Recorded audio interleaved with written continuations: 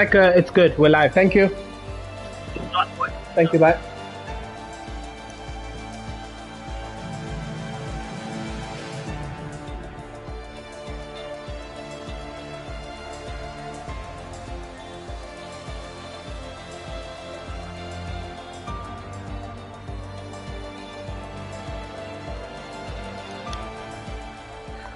Hello and Sani Bonani. It's just gone 7:30 Central African time, which means one thing on a Thursday. It's top tier breakaway league racing. We're out in Mexico today, and as you can see, we're all set to begin the first qualifier.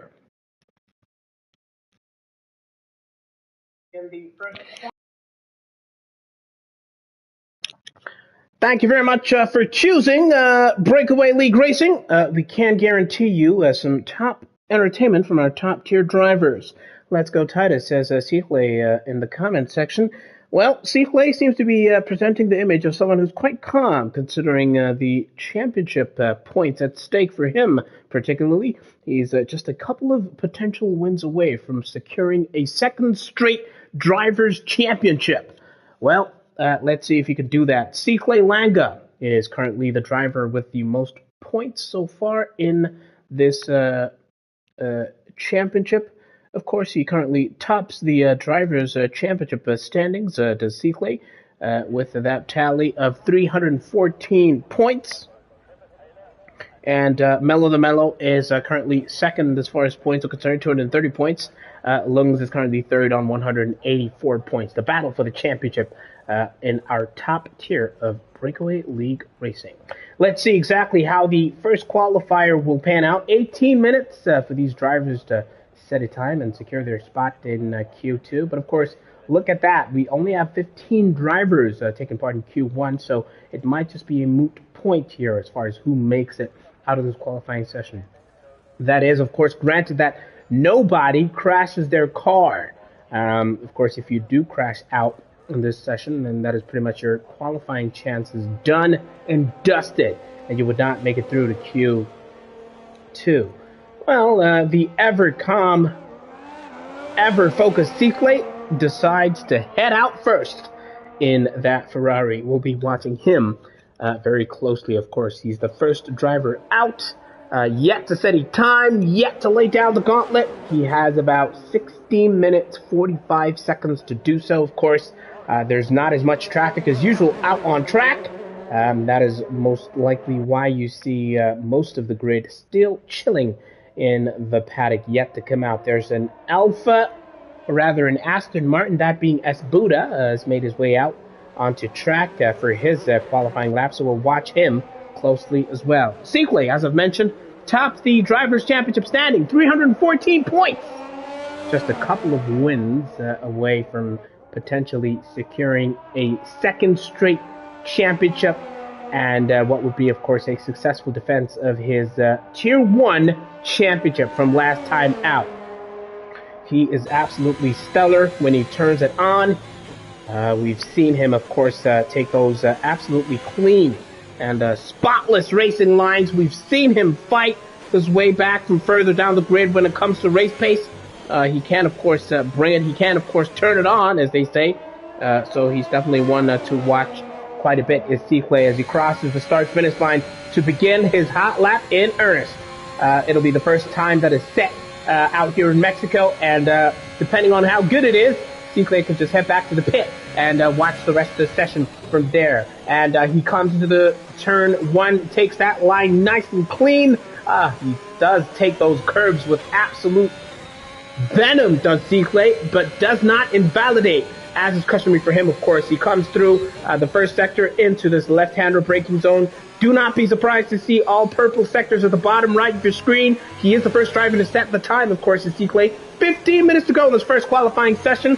What will be the benchmark that Sihle will set? Here he comes now through the second sector into the S section here out in Mexico. And look how cleanly he hits those apexes on the left and the right. And he hits that left absolutely smartly as well, does Sihle. And he's coming now into the heavy braking zone, the final part of this track, to begin the third sector. And once again, so clean. Hits those apexes so nicely. He missed that one on the left, but nails the one on the right now. He's about to hit the final corner, that being a right-hander out here in Q1. That is going to be the first time the gauntlet laid down is a 115.997. And now the second person also making their way around on a hot lap is this man, S. Buddha for Aston Martin. His teammate Mfundo has yet to appear on the paddock, but we do understand that Mfundo should be racing a little bit later today. But it is S. Buddha who will cross the line and will set a 116.4. Now there's a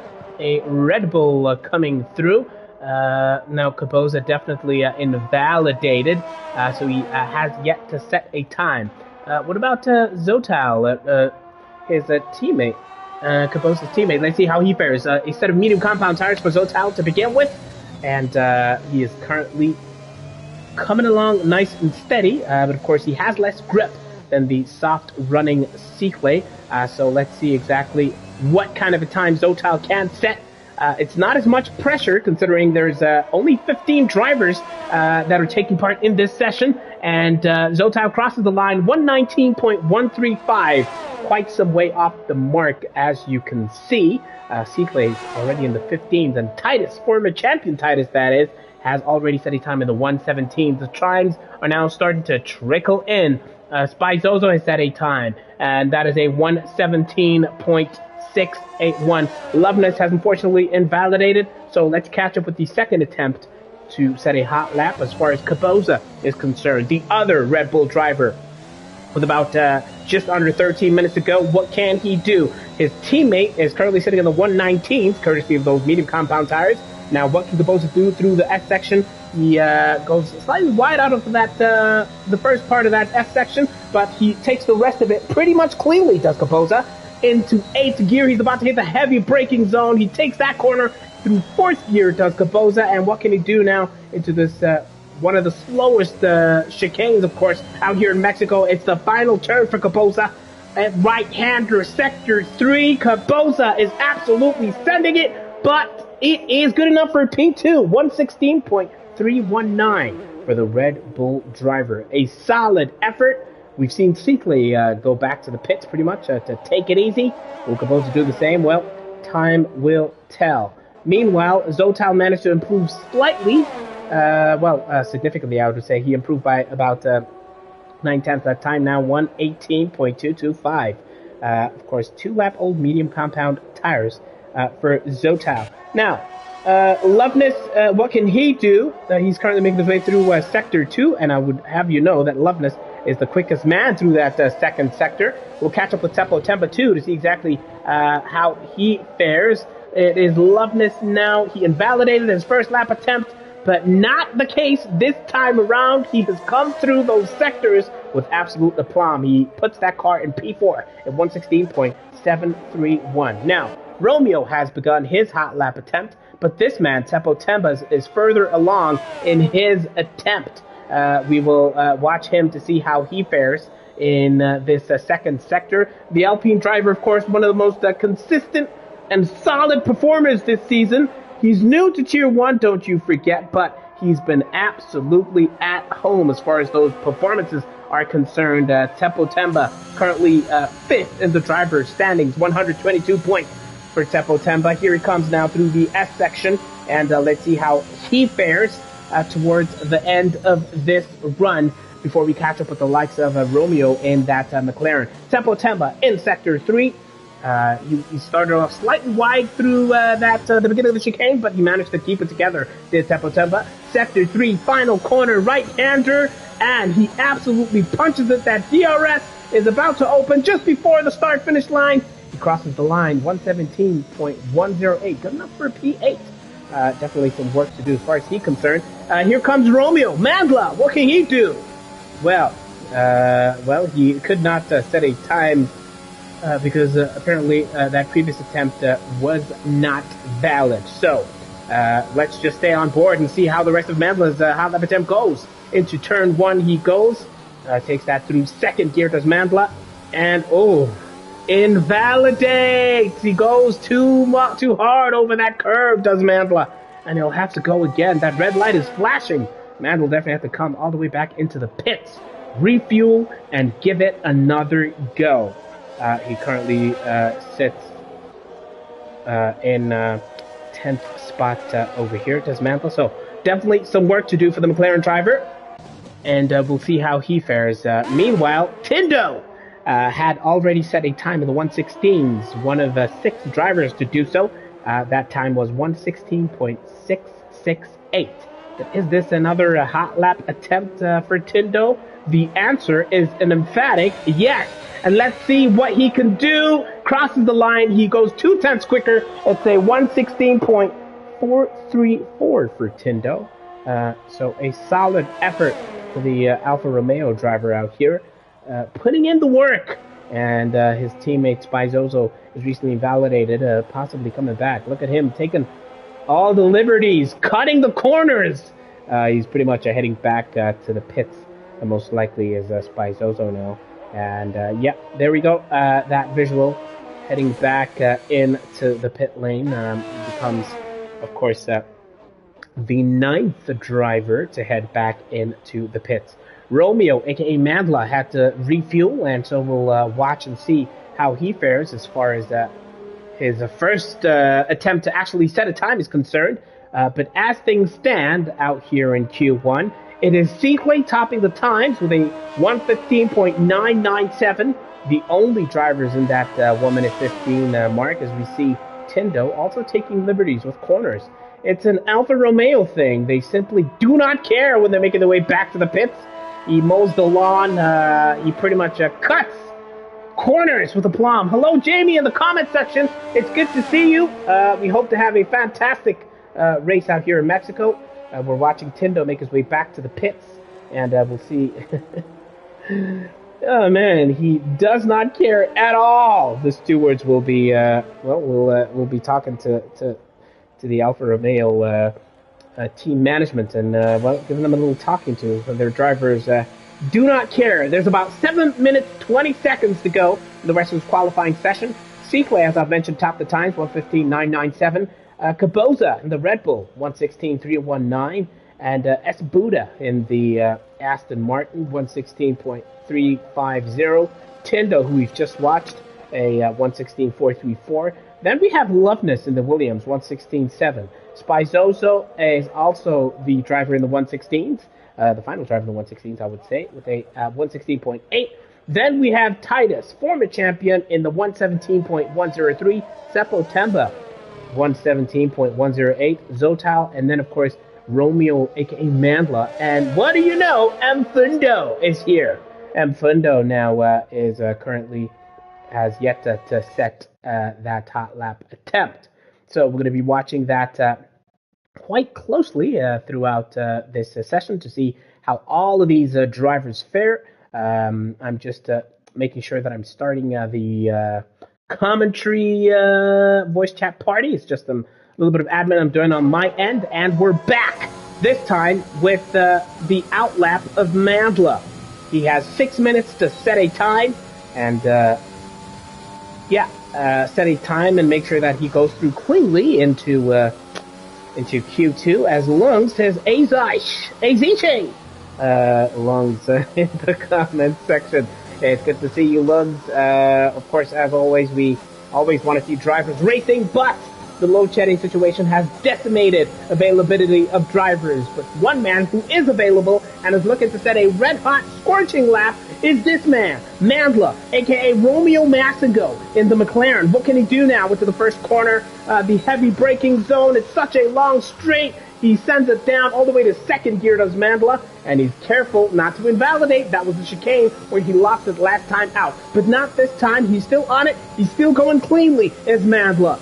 Here he goes now into this chicane, and he's going to want to keep it very careful. Quite wide through the left-hander goes Mandla, but even though it was wide, he's the quickest man through Sector 1. So he is not here to play around. Romeo, a.k.a. Mandla, can most certainly turn it on when it comes to qualifying. And hey, potentially even the race today when it all gets underway out here in Mexico. But it's a long way to go because we're still in Q1. And as he comes through the S section, I beg your pardon, he is still keeping it absolutely clean, is Mandla. He comes through there unscathed, and he comes into this slower chicane. He is the quickest man through Sector 2 with Mandla. Quickest through the first sector.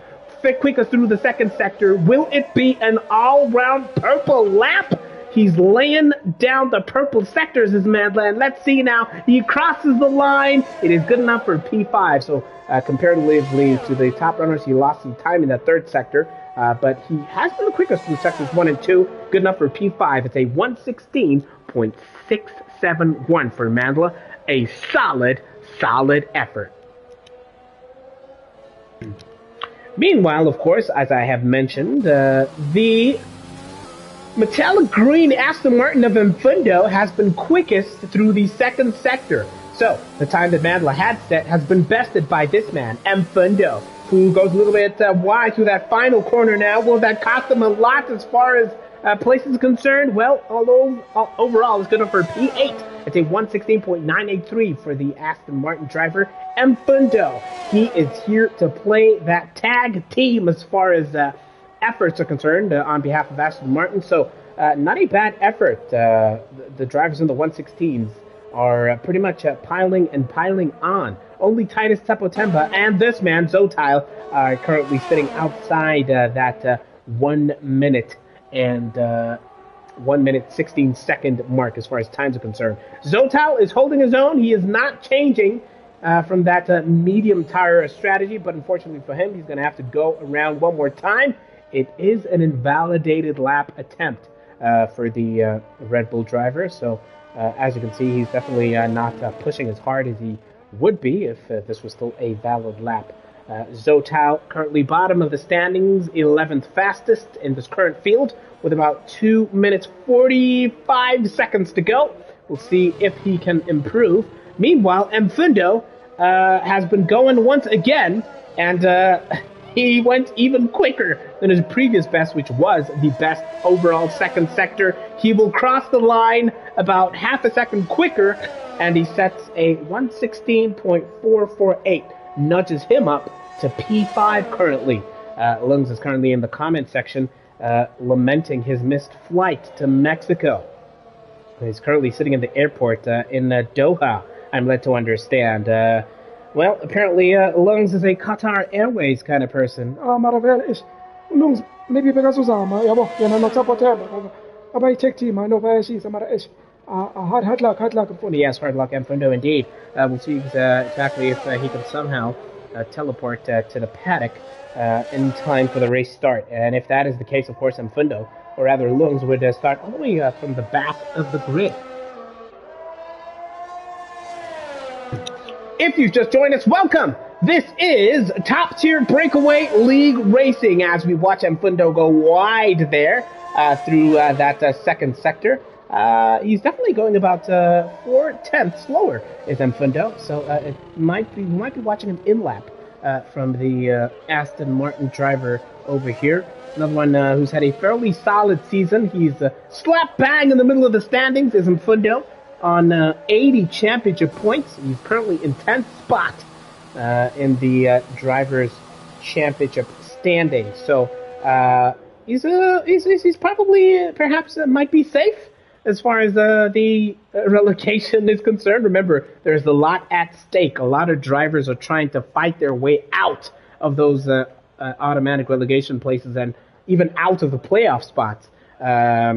Currently at the bottom of Tier 1 is Man Ray, just 2 championship points. The 86er, 23 championship points in 19th spot in the driver's standings. Romeo Massengo, a.k.a. Mandla, who we saw light up those sectors. He is at risk of automatic relegation. He sits in 18th spot in the driver's championship, even though he has 26 championship points. So it is absolutely crucial that Mandla can rack up some points here and take advantage of all the drivers who cannot take part here courtesy of load shedding.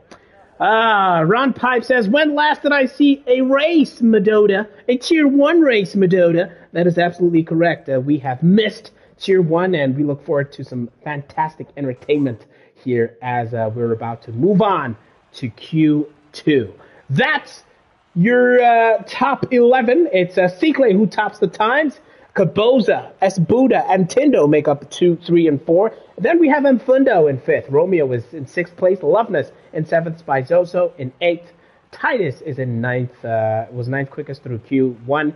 And Tsepo Temba was good enough for P10, and Zotal on those medium tires could not break out of that 1 minute 18 mark, finds himself in P11. Zotal's Red Bull has arrived, declares Charlie Three Stacks.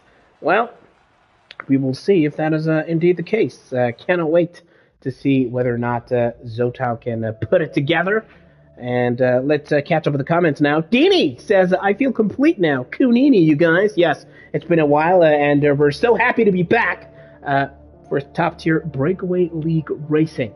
Of course, it's always great to see a much fuller grid, but we do have enough drivers to take part today, and we do hope to be joined by even more, hopefully, as the load-shedding schedule keeps on becoming more forgiving and the power comes back for more and more drivers. Well, it's pretty much the same situation as Q1. 11 drivers are out here, hoping to take full advantage. And now, as C-Clay makes his way out, we'll get a sense of what the thinking is as far as tire strategy. C-Clay has wasted no time and has opted straight for a set of soft compound tires. The championship leader, Mellow the Mellow Waves. We see you in the comments. We really wish that you could have been taking part here. We know how much of a headache you've been given the likes of C-Clay and other front runners, and we definitely hope to see you in the cockpit and in control of that Mercedes as soon as possible. Welcome to Q2. We're in Mexico here. What a time that was from C-Clay. Absolutely. Was the only driver in that 1 minute 15, Mellow the Mellow. And yeah. Charlie Three Stacks is having a bone to pick with Deanie in the comments. Deanie, it's always good to see you. One of our regulars. Kid K's in the comments. Always good to see you as well. Ronald Pipes. Lungs is in the comments. Sapiso is even here. Ah, man. Kid K says, C-Clay cannot win today. Well, that's a bold potential prediction there, Kid K. It's going to be interesting to see whether or not the rest of this grid will definitely have something to say as far as denying C-Clay a race win today is concerned. We're going to catch up with him and see how he fares on his hot lap attempt. Now, the first of the Aston Martins to go on a hot lap attempt is this man, S. Buddha, and he's the one that we're going to be watching on board. We'll, of course, to get a sense of how C-Clay fares a couple of seconds before this man crosses the line. The Alfa Romeo, the Alpine of September, looks to be tailing C-Clay, having just left the pit lane. But this is what it looks like from S. Buddha's perspective. How will he take that first turn? He, invalidates. Too eager on the curbs was S. Buddha, and he absolutely invalidates that first hot lap attempt. So we'll catch up with him a little bit later. Meanwhile, someone who is also on a hot lap attempt is the Red Bull of Zotal. He has to navigate a little bit of traffic on the way, as you can see, of course. So let's see how he fares. His teammate, Capoza, is already on a set of medium compound tires, so we'll see how Capoza will fare there. Capoza thinking long-term. Of course, these are the tires that, if they set the fastest lap, their fastest personal lap here, then that will be the tire compound that they will begin the race with. We're on board with Zotal, Sector 2, the S section. He comes through unscathed, takes it nice and clean. How will he take that left-hander? Nice and clean is the answer. He comes through into 8th gear as C-Clay sets a 116.9. So significantly slower than Q1 for C-Clay. We can expect perhaps him to go one more time. But Zotal, what can you do? By now, he's well aware of the time that C-Clay has set. And he will be looking to lay down a marker of his own as Zotal's teammate goes 118. And Zotal sets a 117.614, sandwiched between the Ferrari and his teammate Capoza at the moment. Zotal currently P2. The times are starting to trickle in. The Alfa Romeo of Tindo has already set a time. But this man, Romeo Massigo, under pressure for championship points, has gone quickest in Q2, 116.371, as that track map glitters and glows purple in honor of this man in the papaya orange McLaren. It's Romeo Massigo quickest so far in Q2 with that 116.371, an absolutely stunning effort from the McLaren driver. Now, let's watch how Mfundo fares through the second sector, beginning of the second sector, and I would tell you that he was quickest through Sector 1 with Mfundo. So let's hop on board and get a sense of what it feels like to be in the Aston Martin. He comes through the S section. Oh, the final part of the S section he invalidates. And Mfundo will have to give it another go. He will have to go one more time, as Daft Punk said all those years ago. Meanwhile, his teammate S. Buddha is on the final part of this hot lap attempt, and he crosses the line with a 118.084, knocked down a peg to P5. Well, Brakeaway has come back into the pits, and we will see exactly what that means when he makes another hot lap attempt. Well, looks like Romeo Mandla is on a slower lap, as Tindo taking liberties with some hardware all around the track here. So, well, he's going to have to give it another go. Now, let's catch up. Well, Titus, unfortunately, is going slower here. No, he has invalidated his Titus, so he's going to have to go once again. Yeah, so those times aren't exactly going too well for Titus there. Loveness, let's hop on board with him. We haven't taken a close look at a hot lap attempt from the Williams driver today, and I can't tell you, he has gone quicker through the first sector. Has Loveness, what can he do now as Mandla makes way? Nice bit of courtesy there from the McLaren driver. Thank you very much, says Loveness, and now he'll begin the S section, which claimed Mfundo as a victim, or rather, yes, Mfundo, as we saw a couple of minutes ago. But will that be the case for Loveness? Oh, that was close. He goes wide, but of course he hasn't invalidated, but that will cost him a couple of tenths. It's Loveness in the Williams being cheered on somewhere by the 86er, his teammates. It is Sector 3, the slow chicane, the final chicane here for Loveness. What can he do?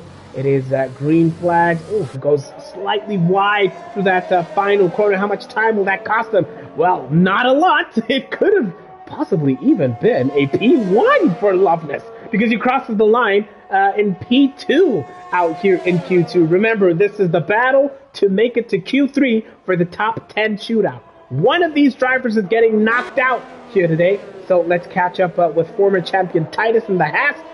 He's about to complete his hot lap attempt, and it's good enough for P1. It's a 116.365. We're talking about 1/100th of a second or so quicker than Romeo Massigo here. It is Titus topping the times in Q2 with less than 8 minutes to go. The Haas driver lays it down and bumps the likes of Seaclay all the way down to P5. He's still got it. He's still got it in him. Do not discount the former champion Titus. He can definitely turn it on when the occasion calls for it. What a lap that was from the Haas driver. Spizozo had yet to set a time, and he crashes out. Spizozo, as you can see in the bottom right of your screen, that maroon dot at that, it looks like it's the S section that he lost it in. Spizozo. That automatically knocks him out of Q2. And all that these 10 drivers have to do, basically, is set a time, and, well, this is basically your grid for the top 10 shootout. Now, let's catch up with Seaclay. He did set that early time, 116.983, which is not a bad time by, all things considered.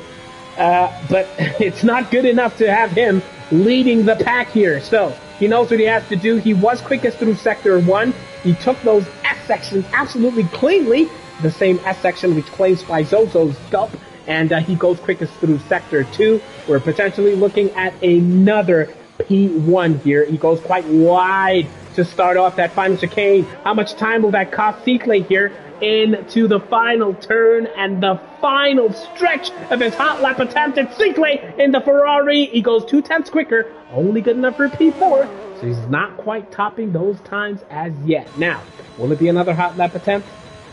It doesn't look like he's punching it currently, even though he is in 8th gear. So we'll catch up with him a little bit later. Tindo looks to be going about 1/1000th of a second slower than his previous best time. So through this final turn, he definitely got some work to do. We saw him taking liberties with the track limits earlier when it was on his in-lap, but he has improved. Look at that. He jumps up to P4. It's a 116.681. for the Alfa Romeo driver as Teppo Temba in the Alpine goes even quicker than Titus. He sets a 1:16.123. Another absolutely scorching effort in that Alpine. Being cheered on in the comment section by Lungs, who is sporting those royal blue pom-poms today.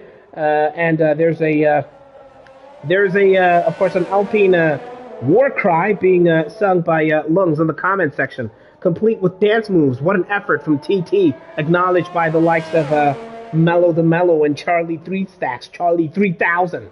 An absolutely stunning effort there to go top of your times. Now, Seaclay and Tindo are potentially going to be making another attempt. It looks like, no, Seaclay's coming back into the pits. Tindo hasn't validated. So we'll just watch and see how he'll be. Well, he'll be making his way back to the pit lane. Let's go, says Lungs in the comments with the fire emojis, cheering on Teppo Temba, who has just lit those timesheets absolutely up. Oh, man. Tindo will now probably have to make his way back to the pit lane. Yep, there he goes, back into the pit lane. Now, Teppo Temba is also on his in-lap, making his way back. There is 4 minutes, 15 seconds to go. The drivers will probably feel, Spizozo's out. I don't know if they're going to stay in the pit lane for the remainder of this Q2, and they're just going to, spare those engines and just wait it out until we begin the top 10 shootout. But as things stand, it is Teppo Temba in the Alpine who tops the timesheets. 1:16.123. Titus, former champion. Do not forget me, he says, with that 1:16.365. Romeo Massigo, a.k.a. Mandla, lit up the timesheets today as well. He currently sits at P3 out here in Q2. Loveness, a.k.a. Tato, is currently 4th fastest from Tindo and Seaclay, who was making his way out. We then have Mfundo with that 1:16.9. In 7th place, Kaboza is in 8th. Esbuda, 9th. Zotal in 10th. Now, Titus has opted to retire his car in the pits. Perhaps Titus is hoping that the rest of the grid follows suit and we swiftly move on to Q3. But I'm not exactly sure why he did that. Well, if you've just joined us, we have about 3 minutes of Q2 to go before our top 10 shootout out here in Mexico. It is Teppo Temba who has pretty much laid down the gauntlet out here in Q2. Remember, this man, Seaclay, did breach into the 1:15s in Q1. He said a 1:15.9 did Seaclay. So we know what he is capable of. And as things stand, he is the only driver since the start of today's qualifying session to set that time in the 1:15. Can he do it again? Oh, Cesar Bona. Cesar Bona indeed. Let's hop on board with Seaclay here and see exactly if he can get it done. 5th gear, 6th gear, crosses the line. 7th gear, he opens up that rear wing, that drag reduction system, and absolutely screams down this long straight out here in Mexico towards the heavy braking zone of turn 1. And how will he take that first corner? The answer is absolutely cleanly, as is the case through this chicane. It seems it is Seaclay, it is your championship leader, the defending champion, screaming down the straight in the scarlet red Ferrari. What can he do now through this chicane? It is going to be nice and absolutely clean is the answer once again, as is customary for this man who has been absolutely insanely superb once again this season. But can he keep it together through the rest of this lap? It's the S section, which has already claimed so many drivers and induced so many invalidations, but not me, says Seaclay, as he completes, of course, the second sector now to begin the third, and he is fastest through that second sector. Now, what can he do now into this final part of his lap? He will be well aware, of course, that those purple sectors have been rolling in. The timesheets are tumbling. He crosses the line with a 1:15.746. By far and away the quickest time today, and 0.2 quicker than the 1:59 that he had set out in Q1. With 50 seconds to go, Seaclay proves once again why he is the gold standard in top-tier breakaway league racing. 1 minute 15.746. And the rest of the grid is watching that. The jaws are dropping. They'll have to pick up their jaws from the floor because this man has absolutely nailed that pedal to the floor. It's pedal to the metal for Cicle, as ever, as always. Yay, Cicle, says Lavuya Maddie in the comments. Flex, says Key Music. Well, it's Cicle, ladies and gentlemen. It's Cicle, folks. You're a Cicle, says Tapiso in the comment section. Ha!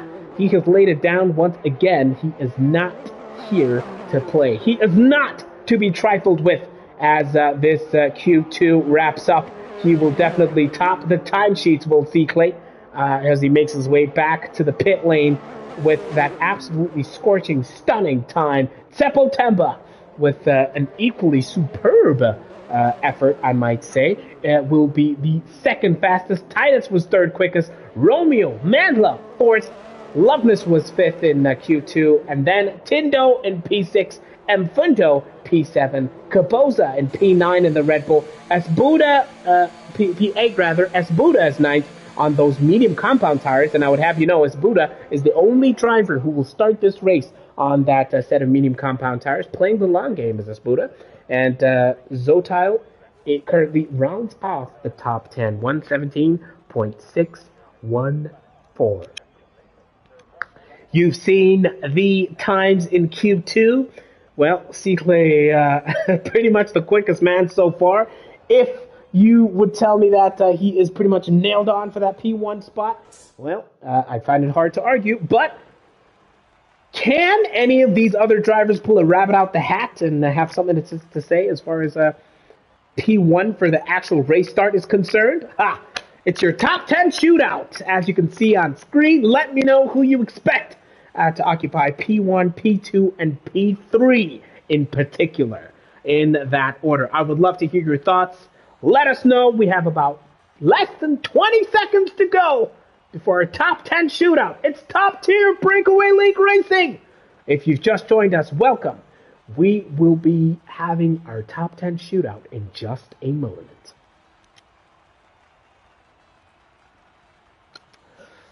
Letty Teppo says in the comments, where is Mello and Ben Kobe to fight these times?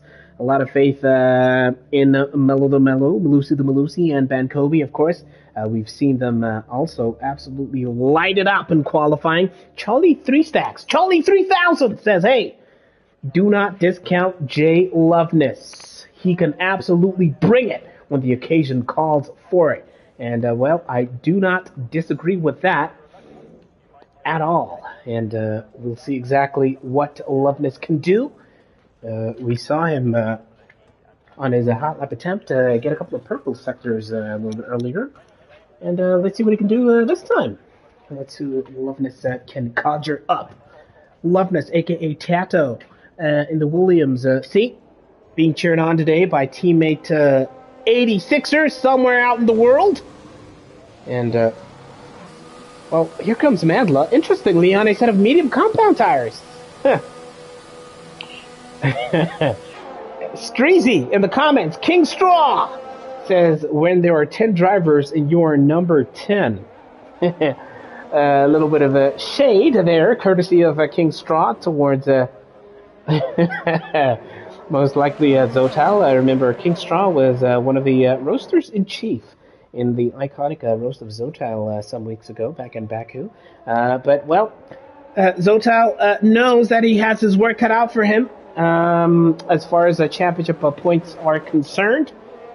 Cicle is essentially the first driver out on track, making and will be the first to set a time. He's followed by the Red Bull, it seems, of Kaboza. So we'll watch Kaboza pretty much as closely as possible to see what he can do. And the Aston Martin of Mfundo is also out, flanked by his teammate Esbuda in making their outlap, of course. We've seen Cicle set a time in the 1 minute 15.7. It is the quickest time by some margin today, beating his previous best from Q1. And here he comes now. He crosses that start-finish line. He will be the first driver to set a time. Yellow flag in sectors 2 and 3. That's probably a driver just slowing down, perhaps make a way for someone to pass them. Well, let's see how he comes through turn 1, and it is absolutely cleanly. Oh, he took that chicane with absolute venom, did Cicle. He took quite a lot of liberties there. He was borderline. He could have invalidated, but he did not. He goes purple, of course. He is the first driver. Now, what will be the marker that Cicle lays down? Sometimes we've seen that his first run isn't necessarily his best.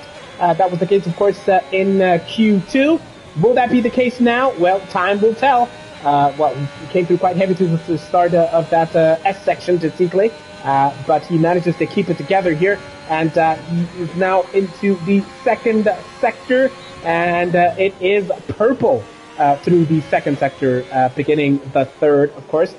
He is the first driver to set a time, and we'll see if he can manage to set that car back into the 1 minute 15s once again with about 8.5 minutes to go. He has a little bit of a snap at the Cicle, but still in the 1 minute 15s. It's a 1:15.511. Even quicker goes Cicle than the previous best time. He's saving the best for Q3 in Cicle, and let's see how the rest of the grid responds. It's Tindo who's about to cross the line. He goes P6. Oh man, an insane effort, an insane time from Cicle. What about Mandla? No, Mandla's just beginning his hot lap attempt.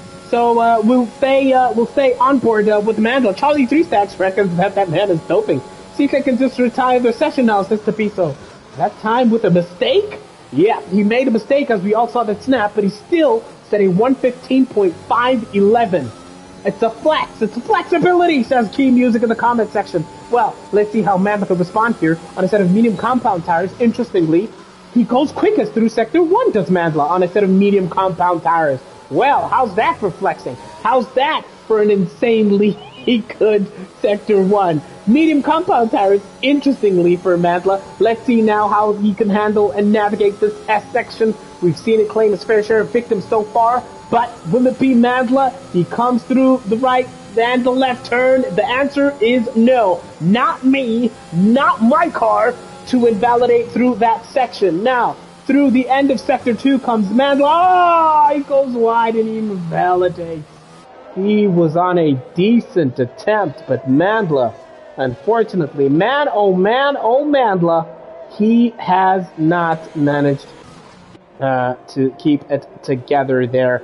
Now, let's see how Zotile fares now.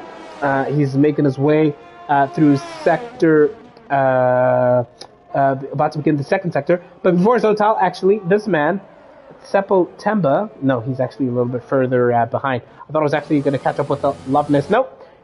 He's invalidated. We'll go back to Zotile. He's about a 10th quicker than his previous best time, but that wouldn't move the needle. If it keeps oh no, he's also invalidated.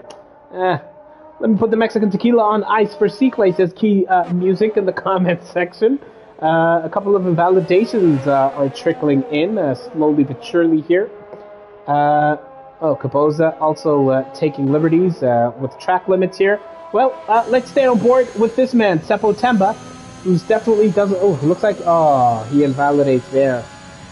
Just as we hopped on board with him, he just went a bit too wide there and breached those track limits, so he'll have to give it another go.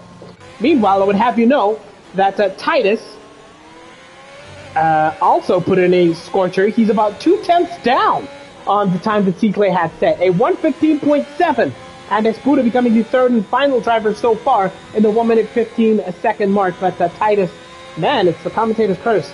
Just as we hop on board with a driver, they invalidate their hot lap attempt. So it's another red effort there as far as Loveness is concerned. He comes back into the pits. Titus has something to say. Indeed, Key Music.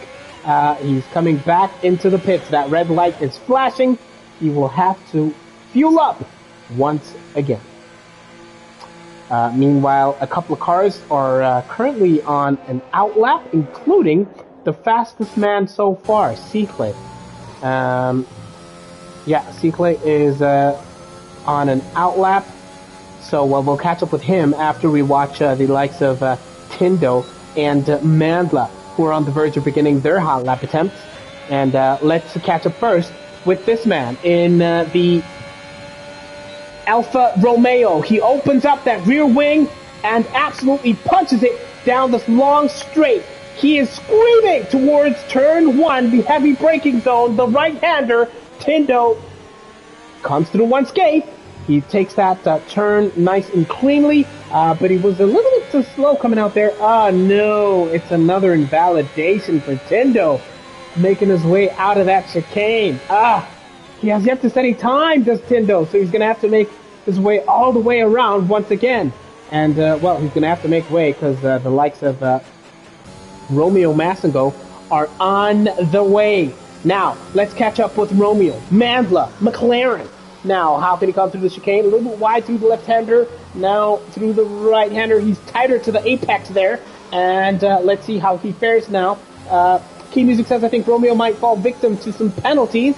Well, time will tell as far as the actual race is concerned. And indeed, this Q3 run for Mandla.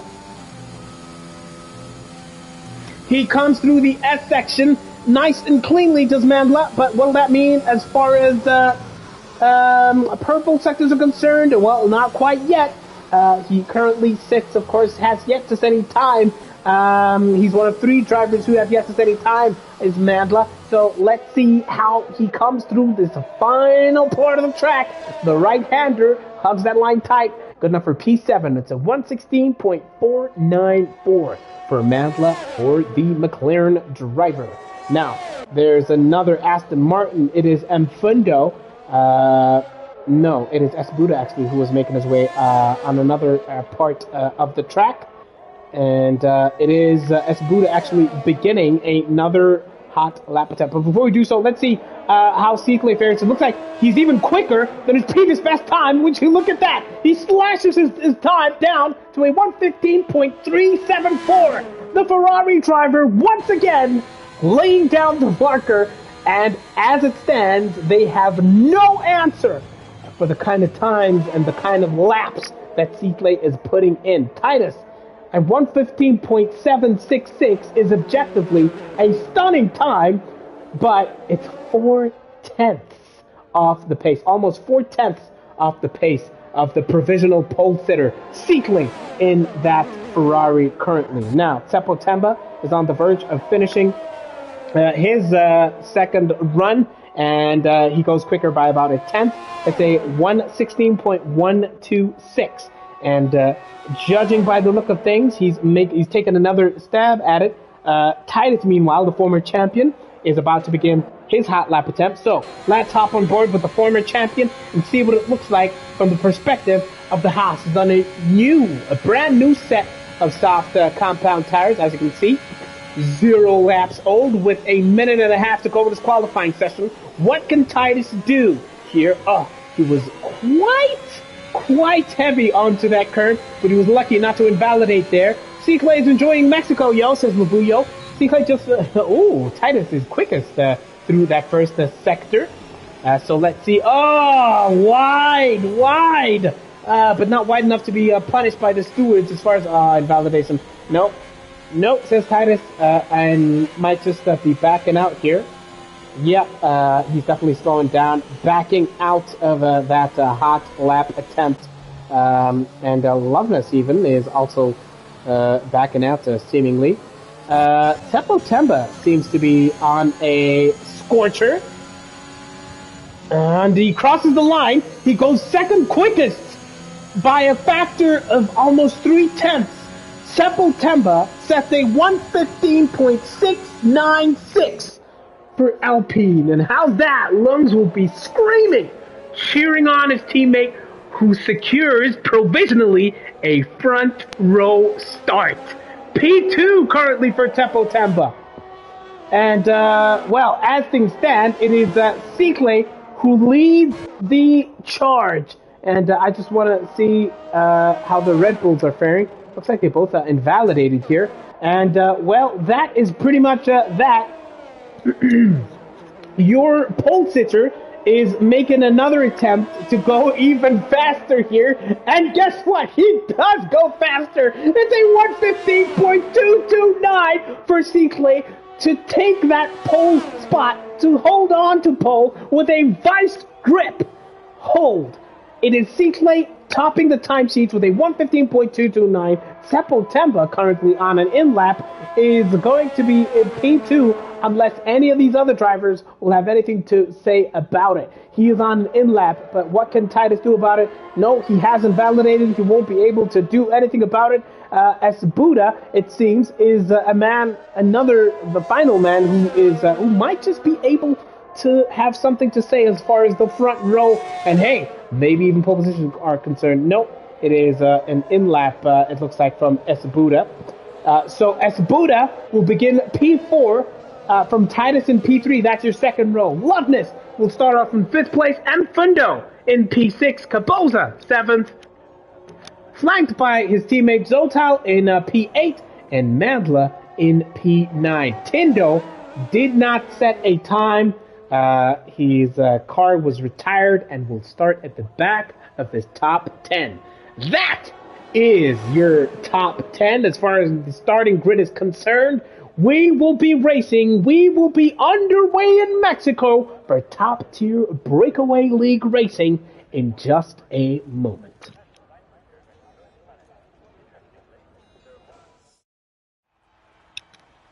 Seaclay dominance, says Raymond, a.k.a. Man Ray, the Seaclay's teammate, Seaclay's Ferrari teammate. Absolutely dominant performance, 100%, yes.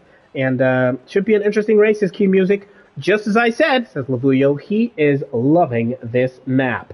If you've just joined us, that is your top 10 as far as the race start is concerned. If you've just joined us, you're just in time. We're less than 30 seconds away from the race start out here in Mexico. It's top-tier Breakaway League racing, and it has been an absolutely dominant performance from Seaclay so far. He topped the timesheets in all 3 qualifying sessions, and despite the fantastic efforts from the likes of Seppo Temba, Titus, Esbuda, and even Loveness setting times in the 1-minute 15s, Seaclay, the reigning champion, reigns supreme as far as the timesheets and qualifying are concerned, and we'll see if he can translate the pole position to a race win and bring himself one step closer to another top-tier championship in Breakaway League racing.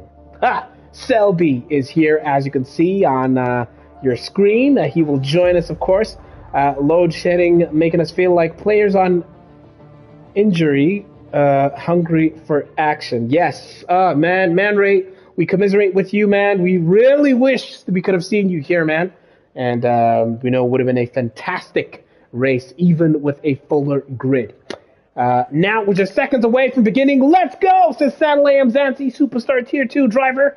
Of course, Sanley is on a charge himself to claim his spot among these top-tier drivers. And, well, from what I've seen in the simulator, Sanley Mzansi is definitely one to watch. He's one to watch. Let's go, teammate, said Loveness. Get him, boy. That is Scripto Titan, a.k.a. the 86er. Teammate to Loveness in top tier of Breakaway League Racing. 10 seconds to go. We're almost racing in Mexico. Let's go, TT, says Lungs.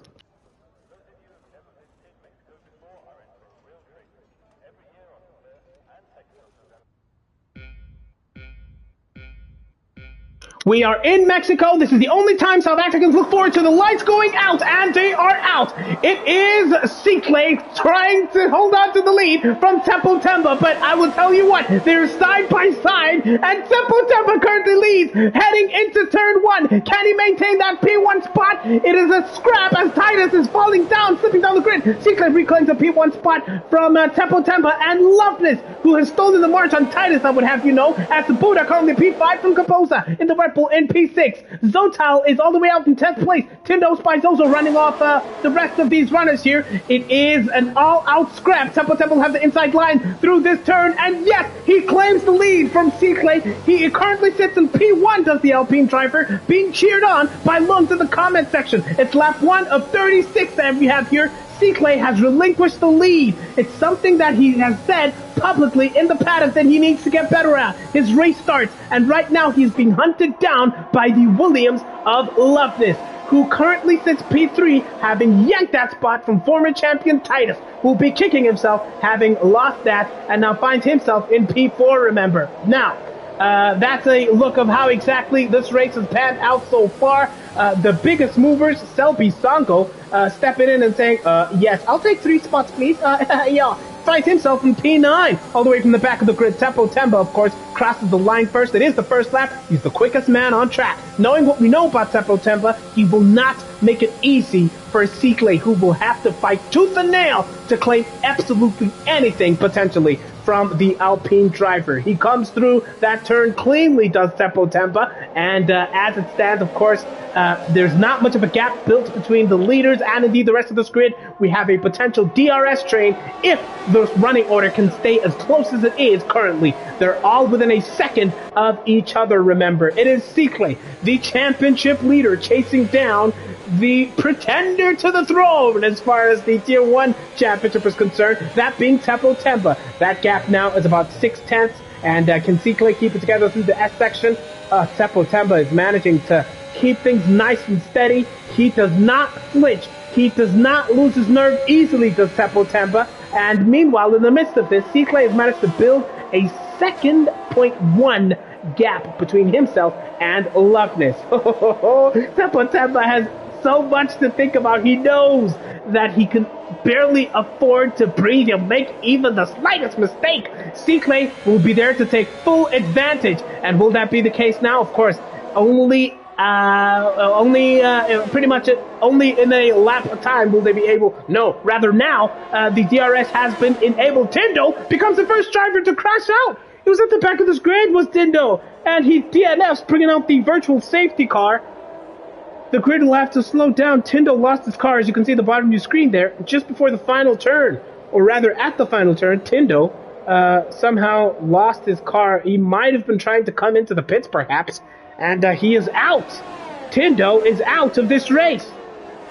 Slowing down the grid.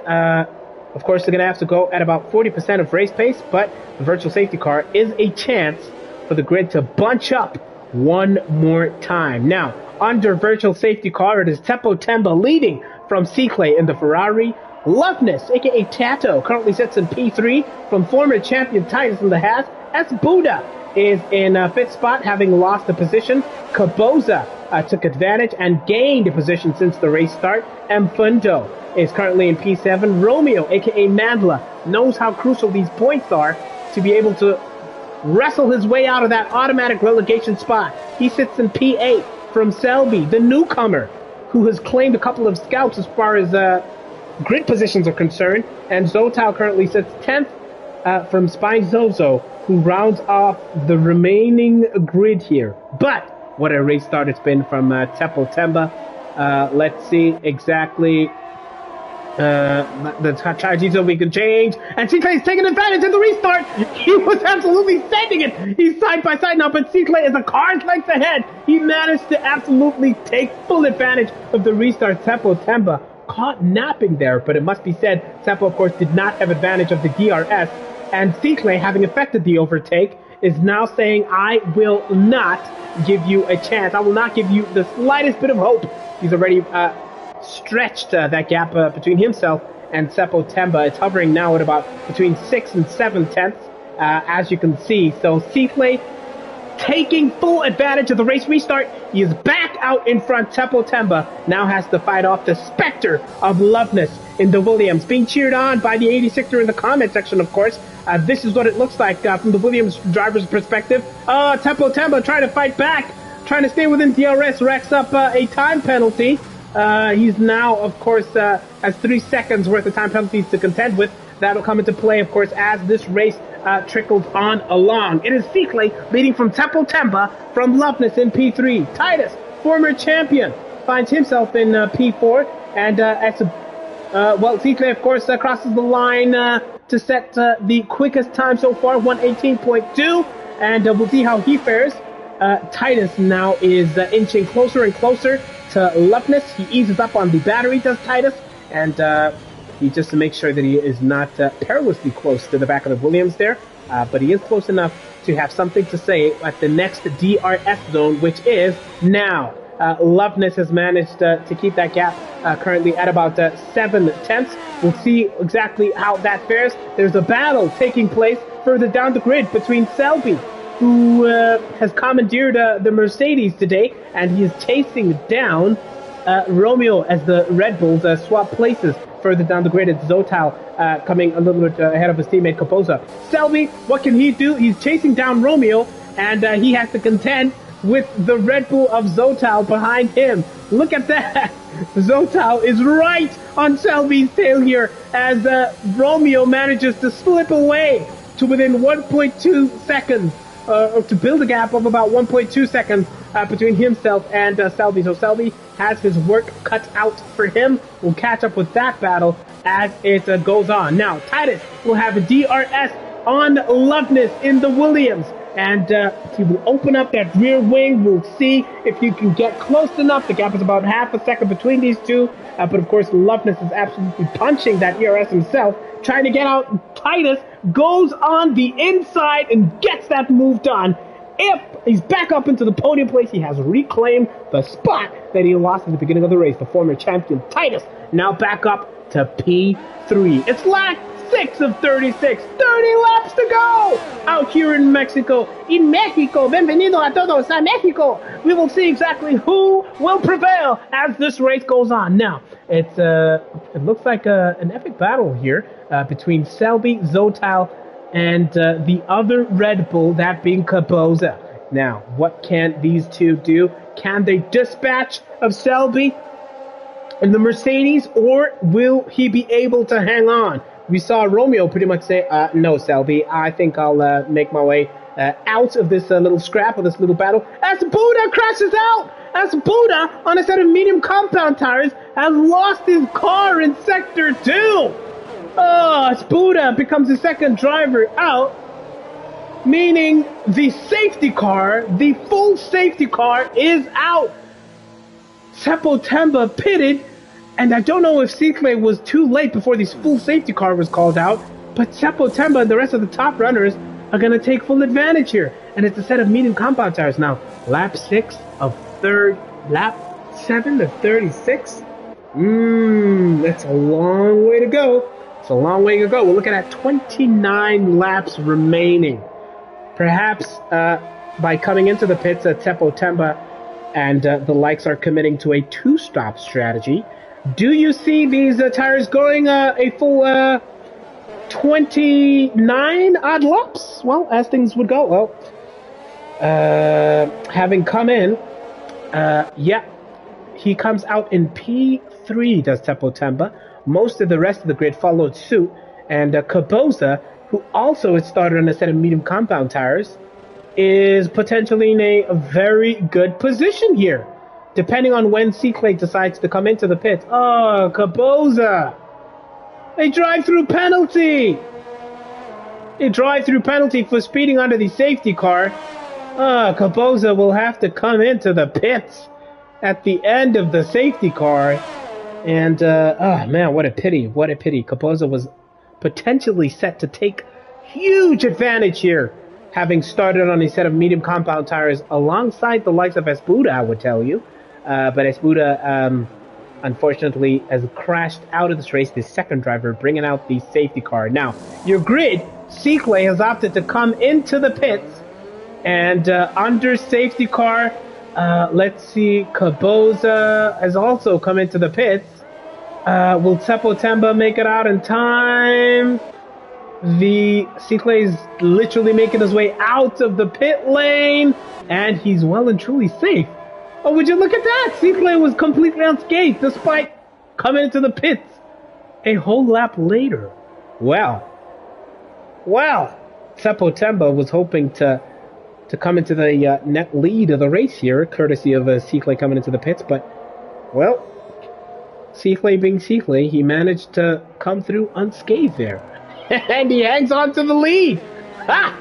It's Cycle in the lead of this race here from Seppo Temba. And I would have you know that we're joined in the commentary box right now We are sorry. We do commiserate with you for having crashed out. Sbu, let us know what exactly happened there. We know it was in Sector 2 that you lost the car.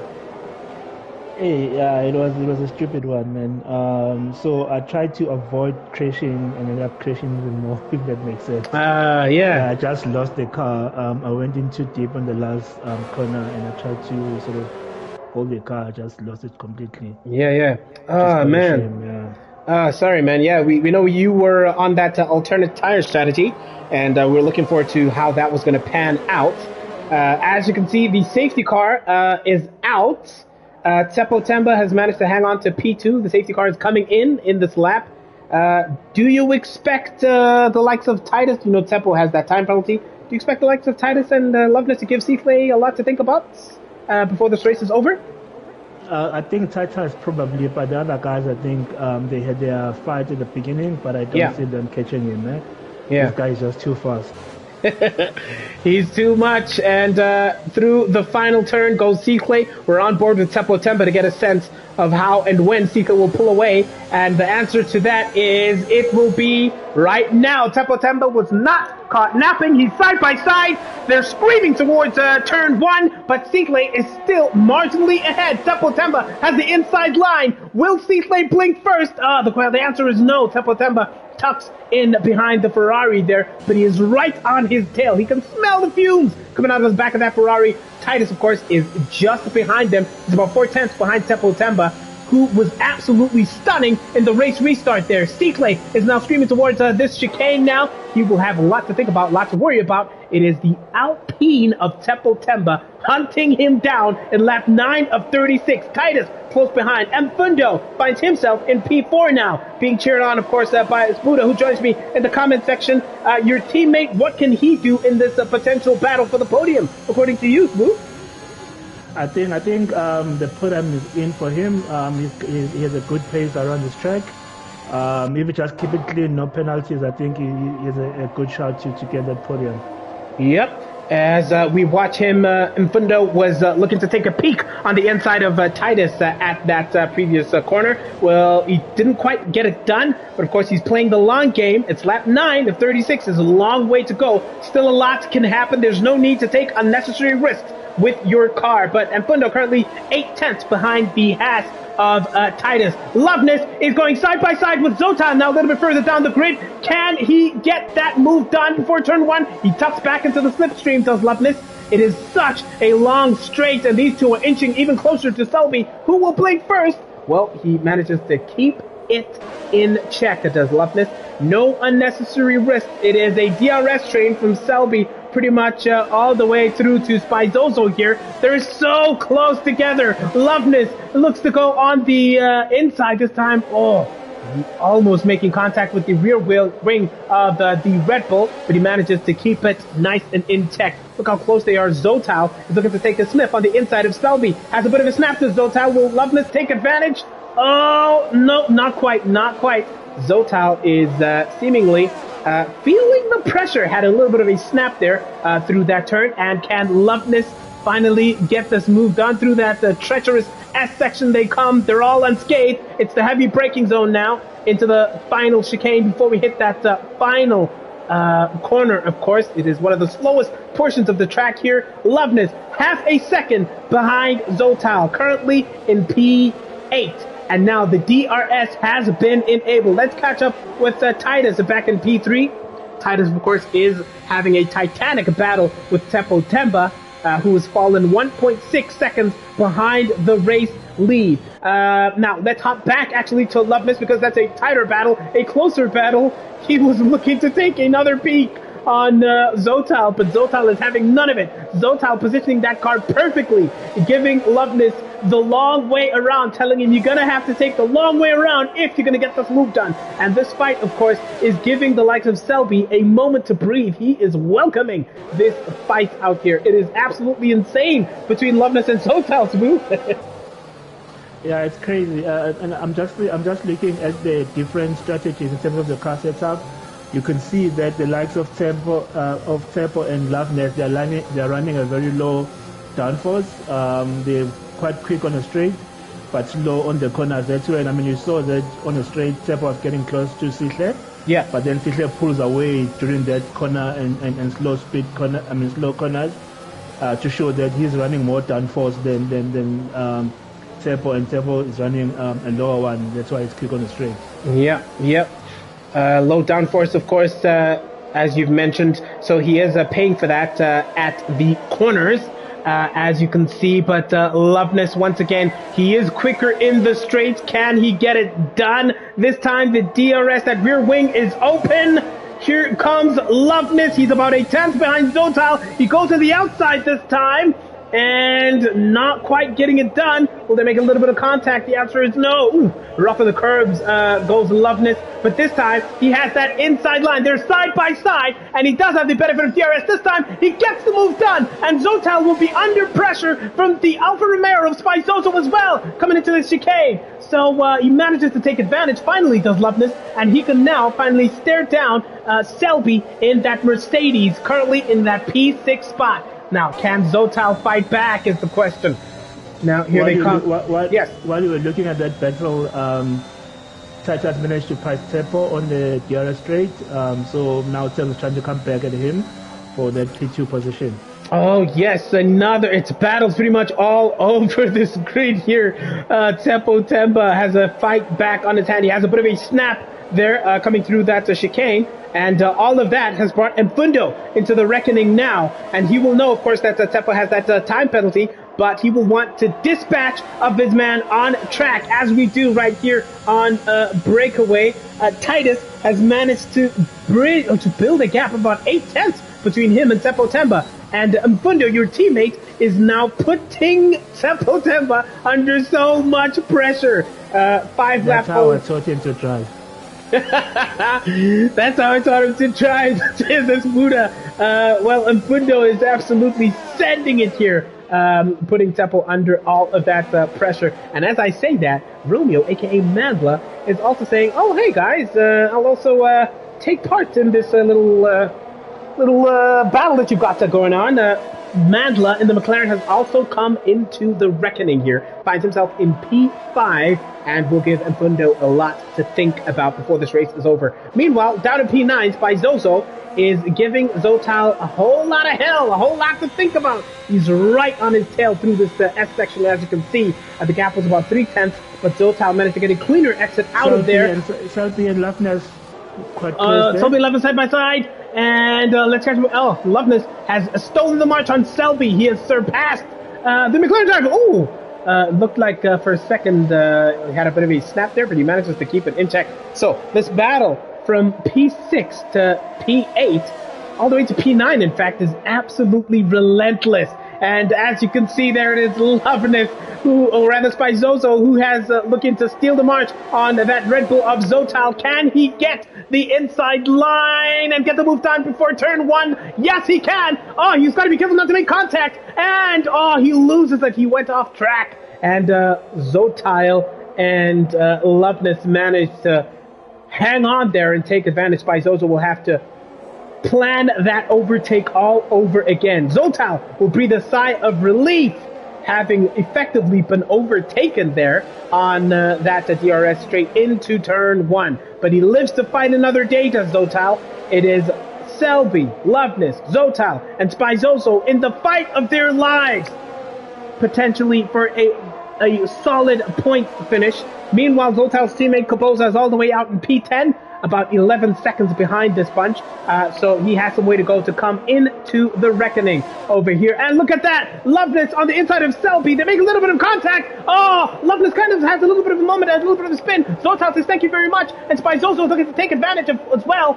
But now Loveness keeps Spizoso at bay. They touched a little bit, did Loveness and Selby, and Loveness lost a little bit of ground as a result. But Zotal, what can you do now? Your battery is at 20-odd% compared to Selby's, which is flashing. He is going to lose momentum, and Zotal's going to take advantage, going on the inside and getting that overtake done. Zotal finds himself in P6. He will hope to push this pack even further and further back. It's a titanic battle. Yes.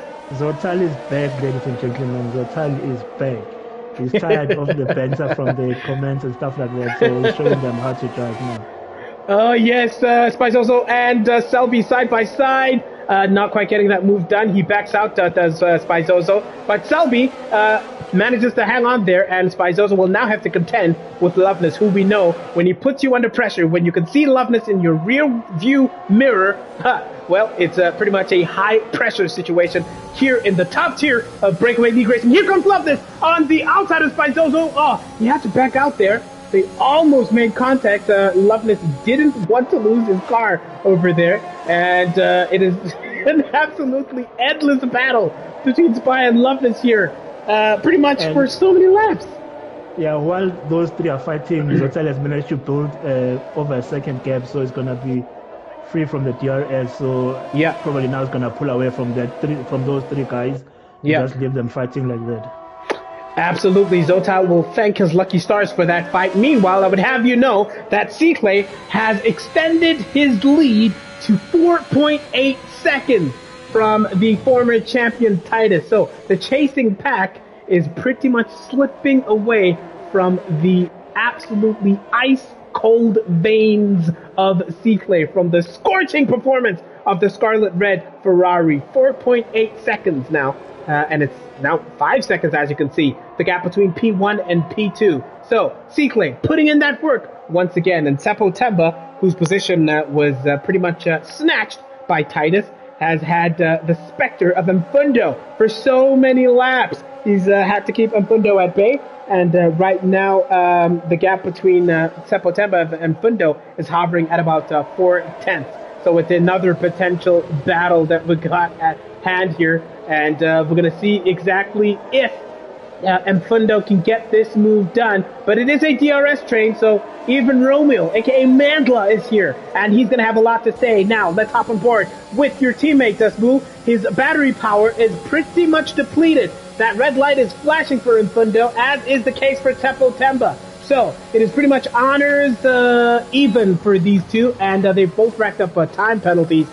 So it's a long way to go to affect a potential overtake. Meanwhile, down in P9, it's Loveness once again fighting with Selby. They touch, they make a little bit of contact, but Loveness gets those elbows out and gets that Williams out into P8. He finally dispatches of Selby, does Loveness. It's been an epic. That was a good move. An epic battle between these runners at the back of this grid of 10 drivers currently. So it's been an absolutely insane battle, and looks like Selby might just be relenting here. That gap now 1.2 seconds. And of course, like you were saying earlier, Zotal managed to fight his way out of this scrap, of course, that he was involved in. Yes. I just quickly went through every driver. You can see everybody are overusing their ERS just to show how much they are battling for those positions. Yeah. Only Sishe who's chilling with like over 80 because he doesn't have to really use it that much. But everybody else is just deploying it every chance they get just to stay ahead or to try to make that move. Yep, absolutely correct there. Great observation there. Clay pretty much the only driver who's not having to think about a scrap. Of course, that gap now 6.3 seconds. Wendell Chesney says this race is missing Melo de Mello. He'd be keeping Clay on his toes. Well, yes, we do miss Melo de Mello. It would have been so great to see him here. Look at this fight between Romeo and Mfundo, your teammate. Romeo is right on his tail here, and Mfundo had to show him the long way around. He basically said, no, you will not get that move done. Lap 18 of 36. Romeo has been inching closer and closer to Mfundo, who now, of course, has to think about that McLaren. Mfundo looked to be cutting the corner a little bit there. Of course, look at that battery power. As you've been mentioning, he's down to less than 10%. That red light is flashing, and as you can see, Seppo Temba's light is doing the exact same. The time penalty starting to trickle in. Loveness racks up possibly the second time penalty of his race so far. So he's been fantastic in the battles, his Loveness, but he will come to rue those time penalties towards the end of this race. Mfundo is looking to steal the march in Seppo Temba. That gap is about 4/10, but he has depleted his battery. He's got an eye on the inside line. He's got that DRS. He was almost side by side, but not quite into turn one. And Romeo, also taking advantage of DRS, manages to hang on to those clutches, or to the back, or to that rear wing of Mfundo in that AlphaTauri. Now, Romeo, as we've mentioned, is under pressure. As we watch, Mfundo have a bit of a moment there. He's looking to go side by side with Seppo Temba. He's having some issues with, he's got a little bit of snap of over and understeer coming through that chicane, but he manages to tuck onto that rear wing of the Alpine driver, and unfortunately for him, he racks up a time penalty. Romeo, who saw that battle play out, chose to ease off on the throttle and has lost a little bit of ground to those P3 and P4 runners, so he will have to have his work cut out to catch up here. Now, as I've mentioned, Romeo is under pressure. He currently sits 18th in the driver's standings. Of course, that would mean automatic relegation. So Romeo needs to keep this car on track. He needs a decent points finish. He needs to take advantage. Romeo! Oh, this is his car and crashes into the pit lane! He spins! As I was talking about how much pressure he's under, he spins and crosses into the pit lane. And of course, he will just say, well, since I'm here, I may as well change wings. He was very lucky. He was very lucky that he spun just at the edge of the pit lane. He was very lucky. Oh, my word. Very lucky indeed. That's how good he is at crashing. He crashes at the right moments now. Oh, man. Romeo crashes there, bringing out the virtual safety car. Oh, man, that was absolutely crazy from Romeo. Yeah, but he's very, very lucky. He manages to keep his car on track. But, of course, he does lose some ground. He falls to P8, does Romeo. And bringing out the virtual safety car. Your grid currently, thanks to a couple of drivers who had pitted in lap 20 of 36, it is C-Clay who leads by a factor of 7.3 seconds. 7.3 seconds. Man. Well, it's down to about 7 seconds, give or take a tenth, from Titus, the former champion. Seppo Temba has had a fantastic day in the office, but will rue those time penalties. Currently sits in P3. Virtual safety car is over. DRS has been enabled again. And Fundo currently sits in 4th place. Zotao has worked his way. He fought his way out of that scrap at the bottom of the grid. Finds himself in P5. Selby, P6. Kaboza, P7. Romeo, who we saw have that huge moment, is in P8. And Spizoso's in P9. And Loveless is in P10. Charlie 36 says Dr. Mweni is in full force, as someone was remarking in the comment section about your remark about Romeo being an expert at crashing. You're just saying Cueca now. He's aced that one. Well, let's see. Now he's fighting back, is Romeo.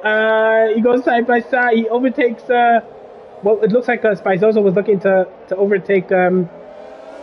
get that move done on Romeo, and yeah, he did. Spizoso, remember, is on a fresh set of soft tires. It's lap 21 of 36. Sbu, I'd love to hear from you. Tell us about the tire degradation on this track, and whether or not you can see these soft tires that Spy is running take them to the end. With about 16 laps to go, he can, but he's going to struggle towards the end. It is quite a high deck track. I mean, even the strategy that was offered when we started was a two-stop strategy that tells you how much it's not a long track, but it tells you how much it really charges your tires. So it's taking a gamble. You will need to pull a gap, otherwise towards the end I think we will start those soft tires will start screaming for him, and then the mediums will come back to him. Yeah. Especially the likes of Romeo and Loveness, who pitted recently. They will be taking full advantage. Of course, Spizoso on that set of soft tires goes quickest with a 117.489 for the Alfa Romeo driver. He will have a lot to think about towards the end of this race. Now, Loveness is looking to fight back and claim this P9 spot from Romeo. He comes absolutely close this time, but he will look forward to take advantage of this DRS straight, which will begin right now. Now, can he get it done? Romeo managed to get a cleaner exit out of that corner, and Loveness will have to bide his time and potentially wait for the start-finish straight to potentially take advantage. Now, As far as time penalties are concerned, Loveness has racked up 6 seconds, as has your teammate Mfundo. Seppo Temba currently on a 3-second time penalty, as is Spizozo, who is on those new set of soft compound tires. The battle between Mfundo and Spizozo is, they've swapped places because your teammate Mfundo is coming in for a fresh set of medium compound tires. So, that six penalty is gonna really cost him. I think we're gonna have a very long debrief because we told him about these cutting corners that he must stop it. Now he's gonna lose the podium because of it doesn't listen. I think, we really have a talk with him. Some strong words for Mfundo. He's got a potentially icy debrief coming up. He has come out, has Mfundo in P5, and throws himself right into the thick of this battle between Spizozo and Kapoza, who's running 14-lap old medium compound tires. Now, these tires have far more grip. As you can see, they're side by side, and Spizozo gets that move done pretty much with ease. Mfundo relents, of course. He's still trying to get some temperature into those medium compound tires, and will have the fight of his life to reclaim the P5 spot from Spizozo. But all Mfundo needs to do is bide his time. As Boo has mentioned earlier, those soft compound tires will start complaining towards the end of this race. Mfundo goes a little bit wide, chasing down Spizozo, and Kapoza will hope to take advantage. Now, Romeo is chasing down Loveness, and the gap between these two is hovering at about 9/10 to a second. Romeo will hope to cross that DRS detection point within a second, but he might not get it done, so he might not have DRS into that long start-finish race, and he will have to punch that ERS. As Cicle, surprisingly, under no pressure, Cicle racks up a 3-second time penalty for track limit incursions. That's new. That guy, he's so bored that he's getting penalties for fun. He's trying to make the end of this race interesting. Maybe is Cicle. Let's see how Loveness fares. He's in the middle of a 3-car scrap, and of course it's Kapoza in front of him and Romeo right behind him. What can Loveness do? Kapoza is on much older medium compound tires, as is Cicle, by the way. I wonder if Cicle will also come in. Oh, Loveness goes quite wide there, chasing the Red Bull through that S section. And can he take advantage? Kapoza slows down here, and Loveness will get this move done pretty easily. Is Kapoza having an issue, a mechanical issue or something? That was way too easy for Loveness. Looked like Kapoza might have been... He was going so slow, it looked like he was actually hitting the brakes, possibly. Well, Loveness is now up to P7, and he says, well, Romeo, I'll leave the Red Bull up to you. And Romeo will now have to... Yes? Maybe Kapoza is deploying your strategy. The aim is to finish, not to fight anyone. Maybe he is employing that classic Red Bull strategy from Tier 2 a couple of seasons ago. We'll see exactly. Of course, he has not racked up any time penalties. And some people are asking, how long can the soft go on this track? In your opinion, how long can the soft, put on a decent performance in your view, Spook? I think you'll get a good 10 laps to 12 laps, especially now with the low fuel.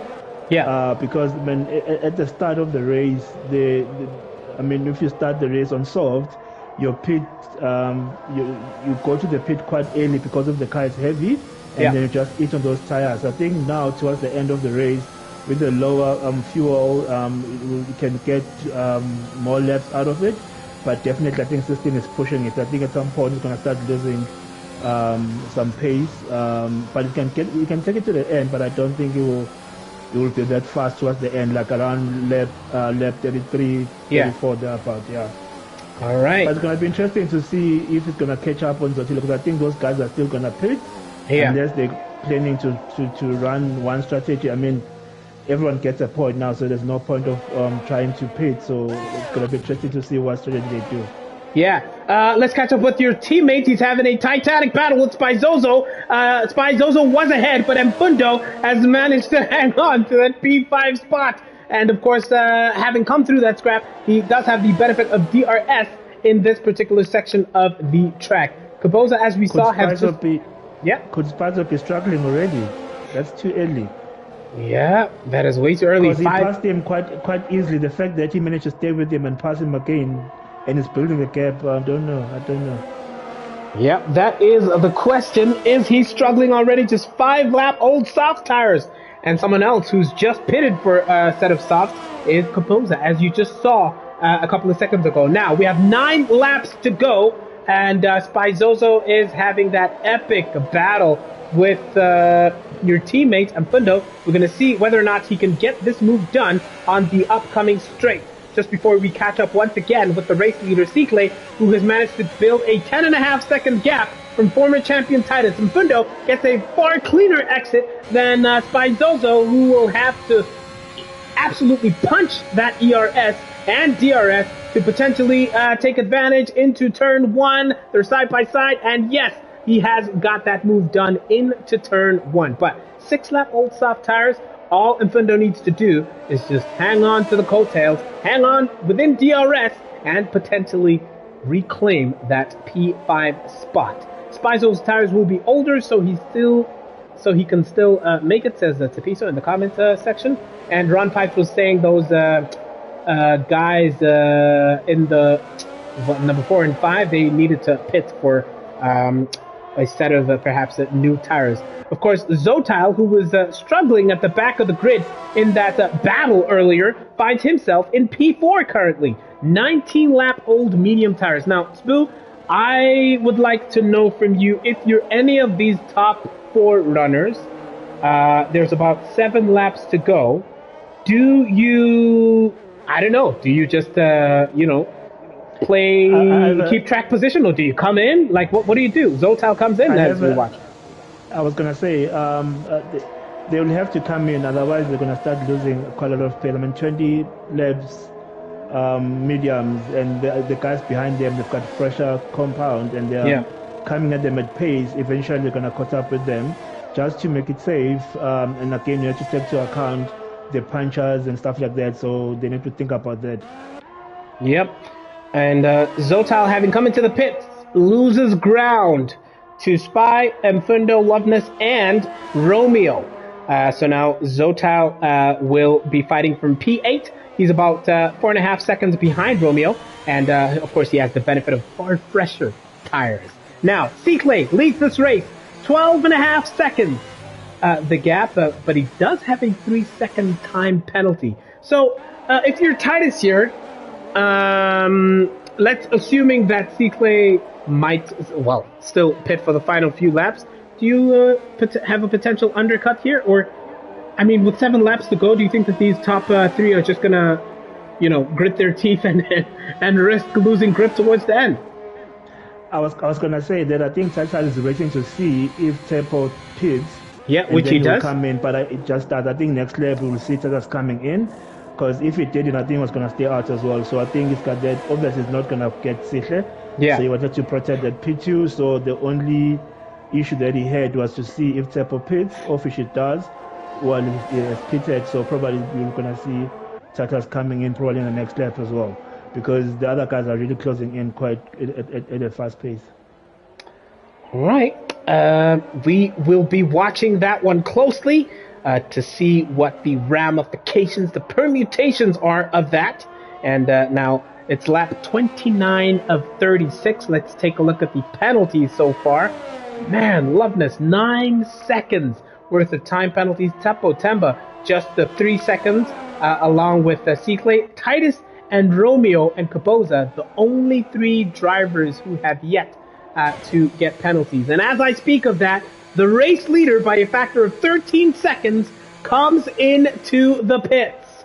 Now, let's see exactly what that'll mean as far as Titus's decisions. And yes, he follows suit, does Titus. Remember, Titus does not have a time penalty to contend with so far. So let's go back and see those tire choices. 22 laps he pushed those tires, did Titus.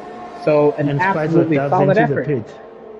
Spizo comes back into the pits. Those softs were screaming, I'm sure. And interestingly, Mfundo, who pitted about 6 laps ago, finds himself in P2 by a factor of 6 seconds from Titus. So can he hang on? Now, the sad thing is that, of course, Mfundo has a 6-second time penalty. So, like you said, it's really gonna hurt him at the end of this race. I think what he needs to do is not fight Titus. He must just keep the gap to Tsepo at more than 3 seconds, and he can get that podium. It's pointless to fight Titus with the fresh soft, and it's a faster driver. Just let him go and just focus on Tsepo and make sure that he keeps clean and keeps that 3 second or more than 3 second gap to him, and then he can get that P3. Yep, definitely could do that. Let's hope. Call him.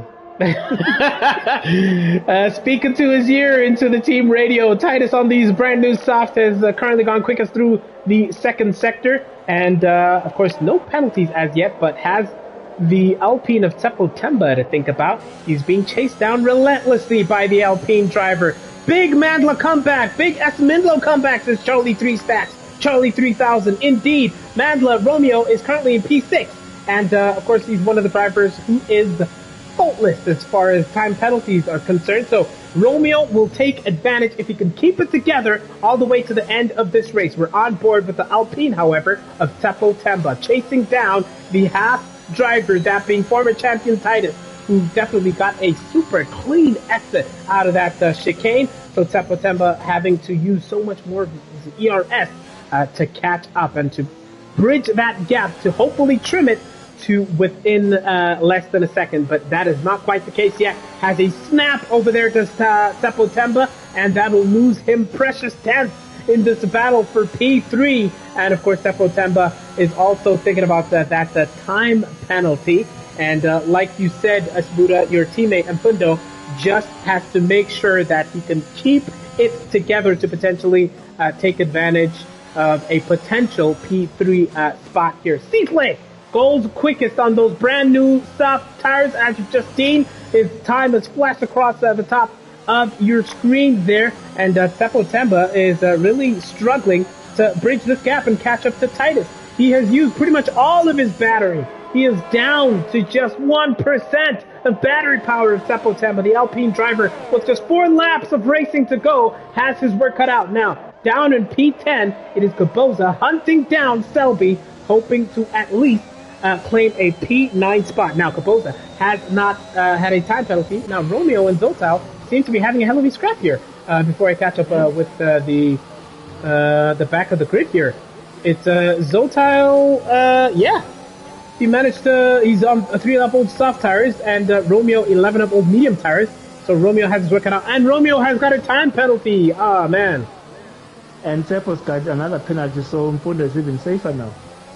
Mfundo's even safer all the way out in P2 in the Aston Martin. He can breathe easier, but of course at this point he might not know what the situation is as far as time penalties for the rest of the grid are concerned. So Mfundo going nice and steady. It's a potential podium place here for the Aston Martin driver, as Charlie 3 Stacks laments Romeo. He says Romeo was fumbling back there. Romeo finds himself in P7 and just racked up that time penalty. So just 2 drivers remain as far as faultless and pristine and penaltyless drives are concerned. One of them is this man, former champion Titus, who is now hunting down your teammate Mfundo, and he has bridged, he has trimmed, he has snipped, cut that gap, chopped it down to 1.8 seconds. With just 3 laps to go, it is not inconceivable that we could see an overtake, as or at least a hectic battle here between these 2 drivers. Now, Spizozo is chasing down Romeo. We have seen him claim a couple of sculpts as far as overtakes are concerned. Now he has the DRS and he takes a peek on the outside of Romeo, but didn't quite get that move done there. He wasn't quite close enough to go side by side with the McLaren driver. This is what it looks like. You can smell the fumes coming out of that papaya orange McLaren, who himself, of course, is chasing down that Red Bull of Zotal. But Romeo is under pressure. Far older tires, and it is a less grippier tire compound, remember? 12-lap old medium tires for Romeo, and that gap now just a tenth between Spizozo and Romeo. He is looking to go side by side after the S section. Oh, he weaves to the left and to the right, but does not quite get that move done. Oh, he goes on the outside and gets that move done. What a pass. What a pass. A crazy pass from Spizozo. A clean overtake, getting that move done. Dispatching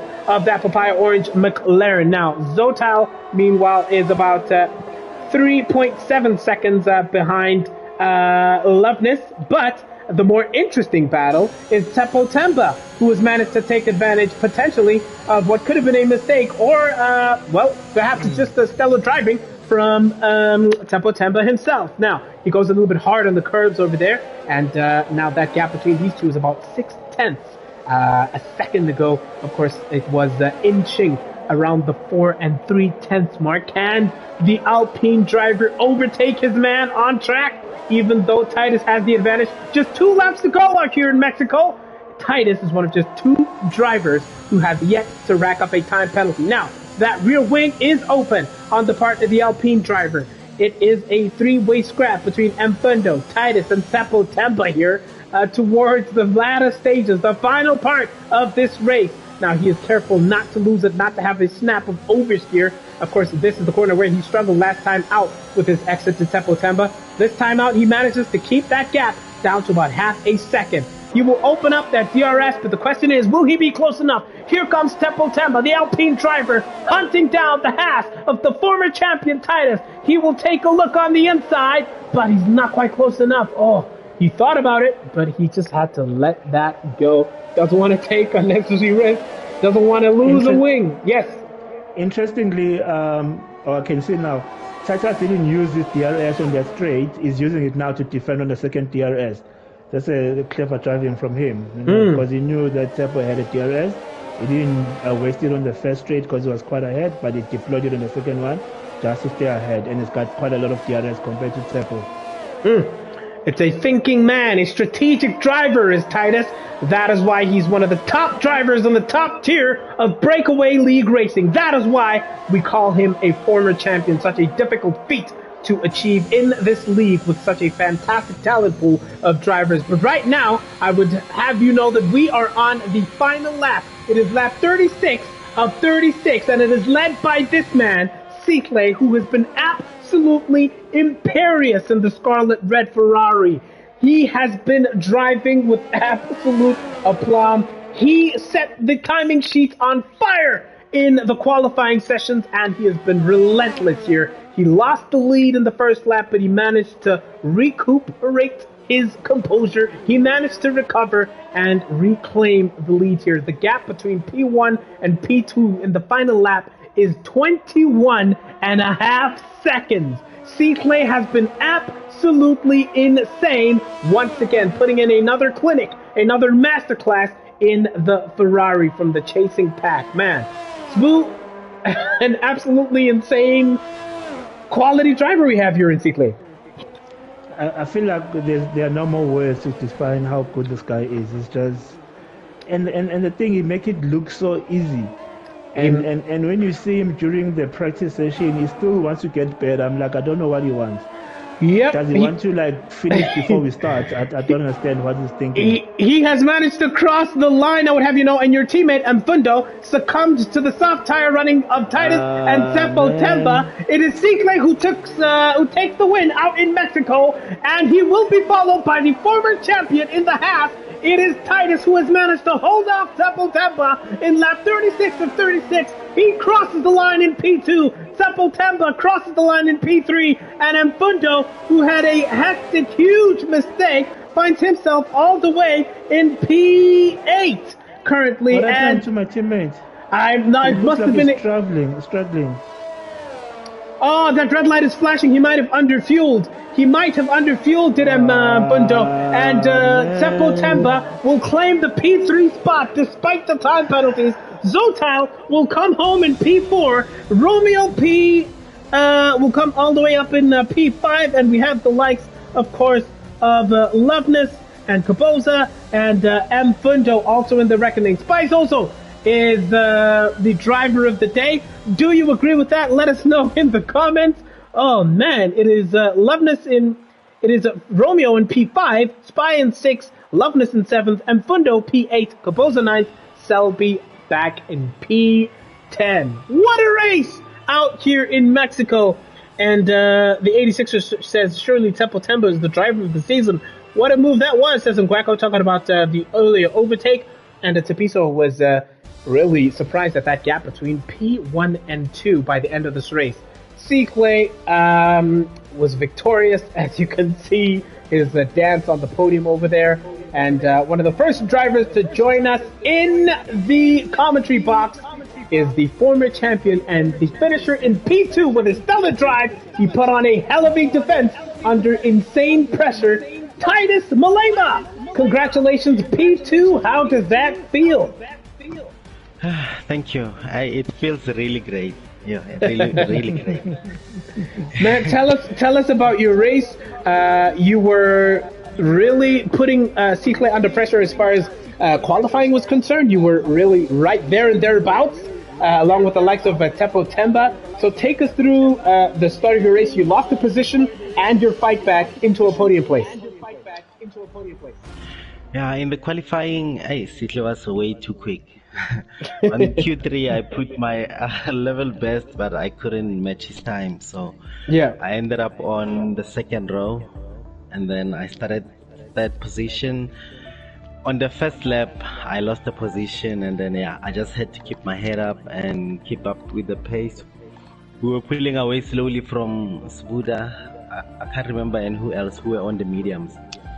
Yeah, and then from there, I actually didn't plan a strategy. I just thought I was gonna go for anything that Seaclay was gonna go for. Yeah. Because we saw you pushing those medium tires. I think by the time you came in, they were 22 laps old. So that was basically just watching Seaclay and latching onto his strategy. Yeah, definitely. Well, it was good to see you fight and have so many battles, especially towards the end. One of the people that you fought off is Tempo Temba, who some people reckon has been one of the drivers of the season. I wouldn't argue with that. Congratulations, P3, back on the podium. Tell us about that race and those insane battles, Tempo Temba. Oh man, what a tough race, you know. Right from the get-go, it was hard, you know. I quickly realized that a lot of people had more pace than me, so I knew that strategy would win it for me today. Yeah. So yeah, I'll definitely take P3, man. It was good. It was a nice battle also with Titus and Fundo towards the end. Yeah. So yeah, I really enjoyed that. You took advantage of the safety car. You pretty much came in just as the safety car was called out. What was your plan? Like, if were it not for the safety car, when were you gonna pit? I think I was with this track because I know that tire gauge is pretty high over here. Yeah. So I was definitely gonna do a two-stopper.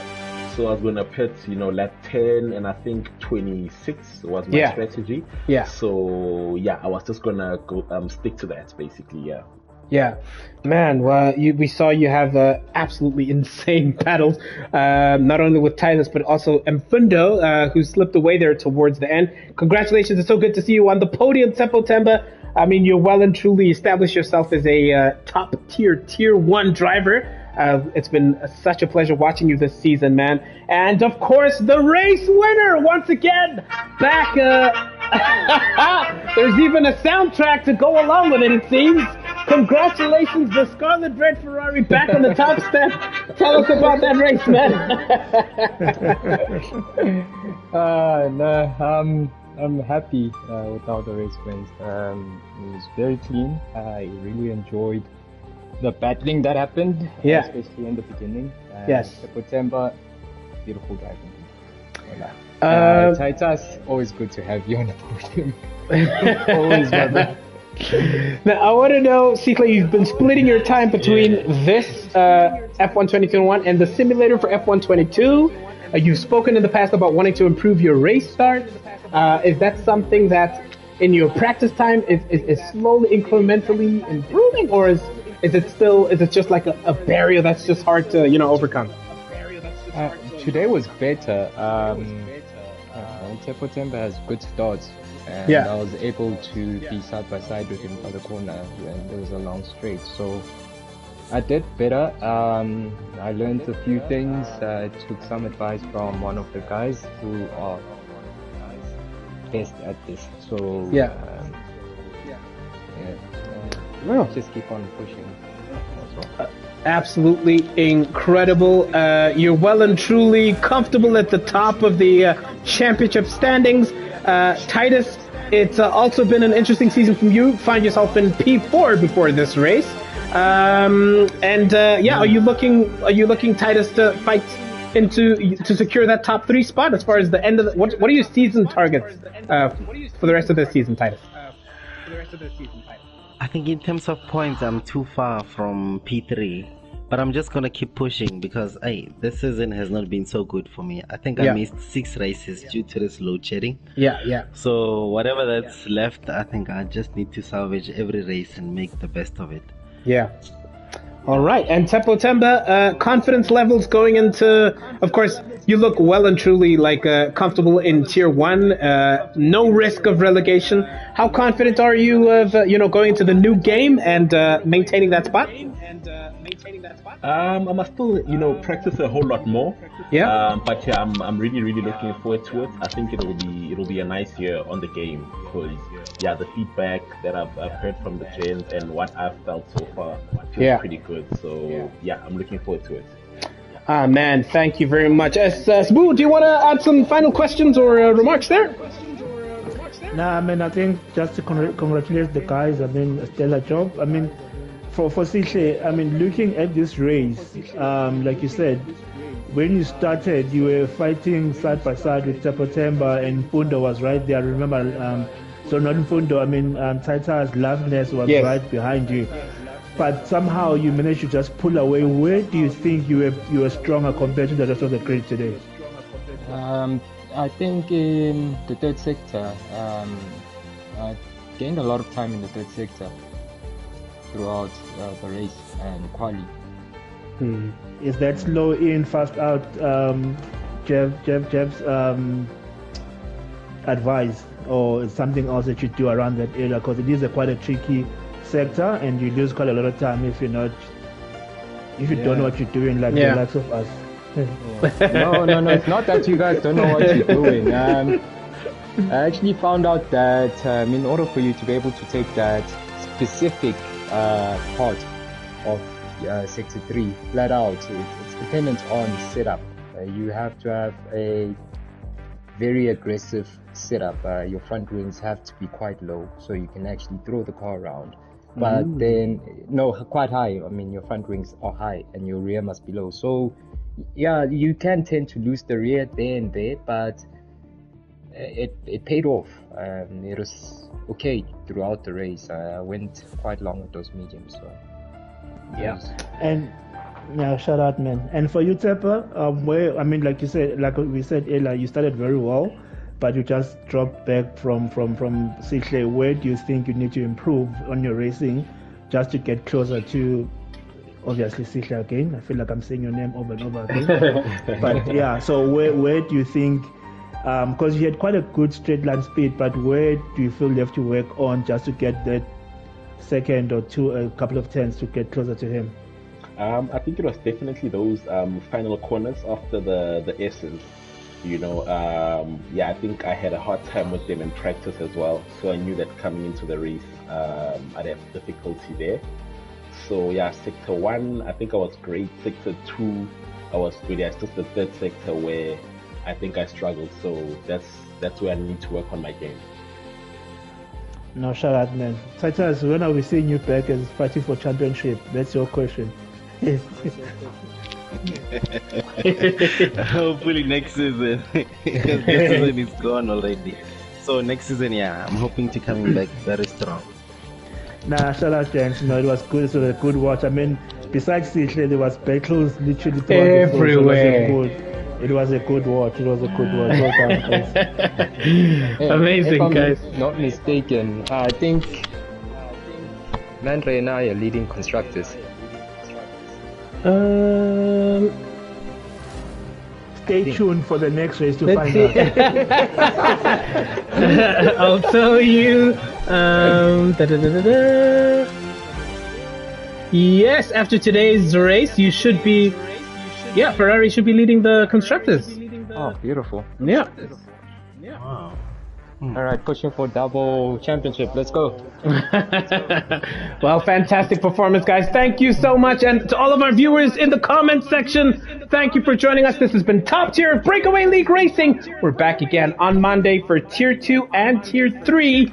Hopefully, load shedding will be slightly less by then, but we will try our level best to make sure that we bring you the very best of Breakaway League Racing. From myself, Bob, and of course, the Spoo in commentary box today. Congratulations to our top 3 finishers. We'll see you all on Monday. Thank you and good night. Peace and out.